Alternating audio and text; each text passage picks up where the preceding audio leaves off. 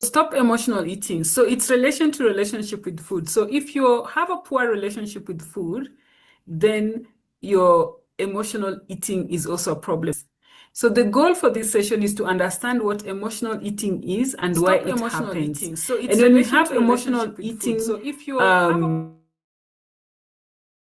we want to look at also identify personal triggers that can lead to emotional eating, learn strategies to manage emotions without turning to food. One of the dietitians who's always here, but she's taken a little break because she's busy with her PhD, Mildred, she always says the solution is never in the fridge when you have a problem, you know. Yeah. So then create a personal action plan for mindful and balanced eating, or just really understand why you have emotional eating. So my first question to you is this. When you feel sad, stressed, or bored, what do you usually reach for? This is a question to everybody. You can post it on the chat. When you feel sad, when you feel stressed, when you feel bored, what do you reach for? Both men and women. Irene, what do you do when you feel sad? Yes, I can see them coming in. Oh. Yeah, Instagram, YouTube, and snacks, chocolate and fries, an interesting movie, my phone, sweet snacks, okay? Remote to watch a funny movie, a cup of tea, walking. Yeah. So you can see we have both mixed. We have mixed, you know, walk or start dancing. Wonderful. So we have mixed. We have good habits and then we have the bad habits. When we reach for food, that can be a problem, you know. So well done. We have a mixed collection. Very, very good. So for those ones who are doing food, that's a question mark. For those who are doing watching something, exercising, well done. But if you're reaching for your phone, it depends on what time of the night. If it's late in the night and you're on your phone and you're watching a movie and you're, you know, that's also a problem perhaps, okay? So how does food make you feel after you've eaten for comfort? Or now that you're aware of food, you're aware of the carbohydrate amount you should have, the amount of vegetables you should have, what happens? How does food make you feel after you've eaten for comfort? Like you've eaten more than you should. How do you feel? We can read from you on the chat, Irene. You feel too full. Yes, feel too full. Or usually you don't feel that good. After that big bag of chips, while you're eating it, it feels okay. But after you've eaten it, you feel uncomfortable and bloated. Yeah, you can see, there's always that negative feeling that comes after, you know. So if it's guilty, then it's still bad. You're having a poor relationship with food. If it's bloating, why did you do it? You know, you're too full. Do you need to be that full? So it's actually just possible to eat small portions or portions that suit you and then just stay like that. So emotional eating happens when we use food to cope with feelings instead of hunger. You see, when you're hungry, you need to eat.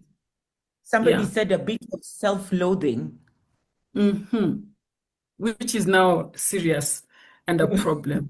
Okay, so this is why we were doing this topic, because it's very important for us to understand. So thank you. So for this topic, we have a quiz. I have a quiz again, you know, we have another quiz. So we have 2 sets of questions. So I want you to answer these questions for yourselves. Number 1, do you have a healthy relationship with food? So remember, if you scored anything less than 3, that's a good relationship with food. If you scored up to 6, that's a fair relationship.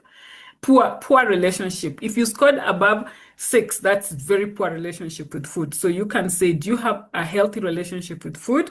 Based on your score, you can put there. Thank you. Question 2, do you eat in line with your daily needs? Remember, we've taken you through carbohydrate intelligence, food portions, and the portion sizes. We also gave you a sliding scale, meaning if you're getting hungry too fast, then you could add vegetables, you could add some protein, but you stick to the amount of carbohydrates. So, and some are men, we have men and we have women, and your portions are different. And of course, also with your exercises, you know. So the question is, with all that knowledge that we provided for you, do you eat in line with your daily needs? Or are you still finding yourself eating more than you need, adding extra portions, feeling bad after that? Okay, so it's either a yes or a no. But this is also something for meditation. You can start journal, think about this and then say. Then the other question is, do you eat when and only when it is needed? Maybe we are encouraging you to eat 2 meals a day. Last time I watched the program, I think somebody was snacking a lot, but looks like you're doing better. Yes, so when we snack too much, snack on chocolate, snack on sweet, snack, then something is not right. Either we are giving you, you're having very little, and so you're craving. So you're not having sufficient intake of carbs. And some people sometimes, because they're feeling like, oh, they've learned about carbs, but they're thinking, oh my goodness, that is so much sugar. So then they eliminate carbohydrates. No, you cannot eliminate foods because that is not going to be sustainable. Next. Are you able to stop eating when you have met your daily needs? Like, sometimes you serve with your eyes, then you have feeling full. So do you stop or do you continue? Yes. Then we have the second set of questions. Do you have no hold over your eating behavior? Remember, the other question is, do you stop when you've met your needs? Or do you have no hold over your eating behavior? Like you can just eat and you continue, you don't know when to stop. Do you find yourself battling back and forth when it comes to food? Like, should I not? Should I? Or you're just thinking about food? I think that's clear. Do you eat something you don't find healthy because you can't control your eating? And maybe it's a habit, Do you use emotionally charged words to describe food, even though food has no feelings for you? I think you did that under relationship with food, but it's also part of emotional eating. Oh, I love this food. Oh, or I love this food, Do you use emotionally charged words? I think we're done. So I don't know what your score is, but this time round, we don't need to really count the scores. Those questions are for us to meditate and see what we can do better. Like think about it and even write for yourself. What do you actually do? What are your habits? So the power to overcome emotional eating actually lies on you. Yes. So we have different steps that I'm going to discuss to help you to deal with emotional eating. First of all, you have to identify your triggers. What is your trigger? Sometimes, is it stress? Okay. Is it frustration? Is it boredom? Is it guilt? Is it happiness? I think sometimes I emotionally eat when I'm happy, because when I'm happy, then I'll treat myself to piece of cake, I'm a roller and coffee is my weakest link. But most of the time I'm a salty tooth. That's what I tend. So I look for things that are salty, so very salty stuff, which is sometimes not good, Yeah, so depression, yes. And so, of course, if you're depressed, then we need to get help, We need to get help. We need to talk to somebody. We need to literally get help. And I was happy to see that Victor already went for his evaluation. And he even shared a receipt with us. Well done, Victor. And so if you haven't gone for evaluation, we're asking you to go. Please note that we pay 50% of this, So if you have not done your evaluation, we'd encourage you to go. It is very, very helpful. So if your trigger is depression, then you need to manage it. If it's social, some people drink a lot because they're interacting with people. They eat a lot because they're interacting with people. So we want to identify our triggers and then think about it. Why is this always the trigger? If it is something to do with depression, feeling sad, then you need to get help to deal with that. Step 2, we want you to understand why you eat in these situations.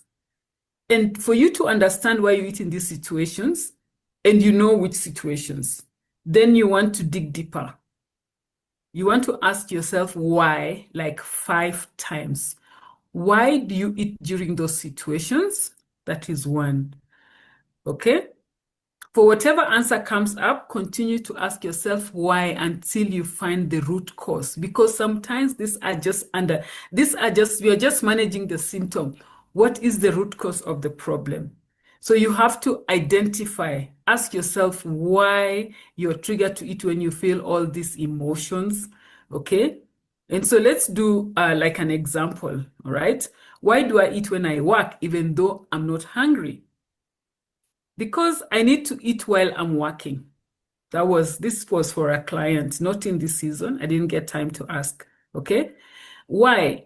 Then when you ask why again, it's because I can't work without food. You see the excuses. Okay. And then why, the third why again gives you another answer, because it's my source of life. Right? Then why again? Because then actually food is your companion. You're working, you're eating, So you find that it's the companion. And then when you ask why, because I feel empty without it. Then why again? Because I eat. Because when I eat, I feel love. But when you dig, then you find the underlying cause. Because for this particular participant, the underlying cause is because as they were growing up, food was always a reward. When they was young, the parents brought lots of food to show their love. They had always said it was important to eat to stay alive and healthy. Because of all the conditioning when I was young, I grew up with the notion that food equals love. And so they'll eat anytime. So what is your why? Okay, remember from lesson 1, what is your why? So, but you have to ask why like so many times for you to get the root cause problem. So in other words, dig deeper. Take a question, ask yourself why so many times till there is nothing more to write. So that was step 2. Step 1 is identify this trigger. Step 2 is to dig deeper and understand why you get that emotion. Step 3, now identifying how you will plan to restore a healthy relationship with food or stop emotional eating. So what do you need to do? So give yourself whatever answer you get in the dig deeper section, all right? What can you do moving forward to develop a healthy relationship with food? Yes. So for this particular participant, moving forward was, okay, really, I cannot be eating all the time because it's affecting my weight, it's affecting my health. Because I know, imagine when people were working home during COVID, by the time we went back to work, people had gained so much weight because you're just always, even I don't like to work from home because I want to eat something, then I want to cook something, then I'm just thinking about food. So I leave the house, I go and work in the office and then come back, So what can you do moving forward to develop a healthy relationship with food? So in those questions that we've asked, where is your weakest link? Then you want to develop this, okay? Then you want to list down your key action steps. Yes.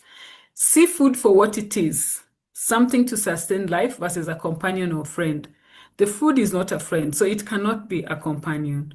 So when you start thinking of food as a companion, we are getting into emotional issues, and then you're always going to end up eating more than we should. So do your digging exercises, and yeah, okay?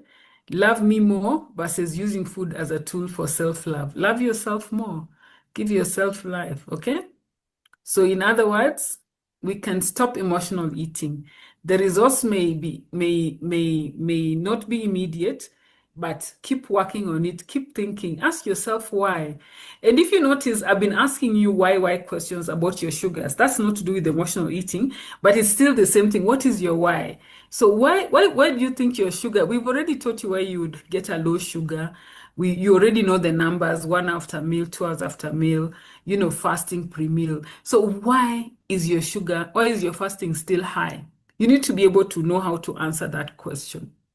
So also, why are you doing emotional eating? You need to be able to answer that. So the results might not be detailed, but it's a lifestyle. So we keep going and we keep going. And stop emotional eating. DTLC team loves you, and we want you to continue to work on yourself and get better. And remember, that your genes load the gun, but your lifestyle pulls the trigger. So the next topic is how to start practicing conscious eating. And we'll start by just defining what that means. What is conscious eating? Also known as mindful eating, is paying close attention to your food and your eating experience rather than eating just on autopilot or mindless eating, not thinking about it. You just eat without thinking. It involves being aware of your body's hunger and fullness cues, the taste of your food, the texture of your food, and also the environment. And the goal is to develop a more healthy relationship with food. Examples of mindless versus mindful eating. This is really so eating past full or ignoring your body's signals versus listening to your body and you stop when you're full. Another example of mindless eating is eating when emotions tell us to, which was already mentioned, like boredom, sadness, stress, versus eating when body is telling us to eat. So is your stomach growling? Is your energy low? So then you eat, not rather than eating for emotional reasons. Eating alone at random times and places. So for example, eating late at night in front of the television, alone, with a bag of chips, or versus eating with others at set times and places. Mindless eating is eating foods that are emotionally comforting, but not necessarily good for you. So again, if you're sitting there with a big jug of ice cream, you could be using that for emotional reasons versus eating foods that are nutritionally healthy. Eating and multitasking. So this involves, say, you're at your computer, you have your variety of snacks on the table, and you're mindlessly eating while you're working on the computer. The other, alternatively, eating and just eating, sitting down to eat, considering a meal an end product rather than considering where that food actually comes from. So some examples of mindless eating include, I mentioned this earlier, eating an entire container of ice cream while watching a movie without realizing how much you consumed. You could find yourself eating the whole container with probably hundreds of teaspoons of sugar and fat and calories, or grabbing snacks throughout the day without feeling genuinely hungry. So why are you picking up that bag of chips? Or even that, going to the fridge, looking in the fridge, seeing what can I eat? Do you really need that? And asking yourself, why are you doing that? Eating quickly without savoring the taste or texture of the food. Sometimes I find myself doing this. When I'm ravenous, I haven't eaten all day, I'm starving. I find myself, first of all, I end up serving way too much food. And I find that I'm eating it so quick that within 5 minutes, I'm done. So clearly, I'm not really savoring the food and thinking about what I'm eating. Finishing food on your plate, even when you're no longer hungry, just because it's there. So this is actually a really big thing because it takes your brain a while to register that you're full. So if especially when people eat and then they quickly go for seconds, if you just waited a few minutes, you might find that you don't actually need to eat because suddenly your brain has registered that you're full. And I've found that with myself many times where I said, oh, maybe I need seconds, and then I realized I don't. So it's important, some important tips for mindful eating. Pay attention to your body signals such as hunger and fullness. Why are you eating? Are you truly hungry? Use your senses, sight, smell, taste, and touch to fully experience your food. Eat slowly, chew thoroughly, savor each bite, and avoid rushing your meals. Honor hunger and fullness. Stop eating when you're full. And ideally, halfway is great. And also be aware of your plate size. So if you're portioning your food on a gigantic plate, chances are you're eating too many calories. Other important tips, reflect on your choices. Consider whether the food you've chosen is nourishing to your body. Are you picking out junk food? Are you picking out healthy choices? Eliminating distractions from, for example, turning off the TV and putting down your phone. These are important tips for mindful eating, because when you're watching TV and you're on your phone, your chances are you're not thinking about what you're consuming or how much. Eating in a designated space like the kitchen or the dining table, and not at your desk in front of the TV or while driving in your car. So imagine you're sitting in the traffic in Nairobi and you have your KFC with French fries. Chances are you're not thinking about the quantities you're consuming. Eating is better to be in silence or with soft music in the background. Some of the benefits of mindful eating: it creates awareness of your body's personal hunger signals, and then that helps you develop. It also helps you develop healthy eating environments. So this is what we want to leave you with: the mindful eating cycle. Why, when, what, where, how much, and how. All right, to think about. So remember, by changing nothing, nothing changes.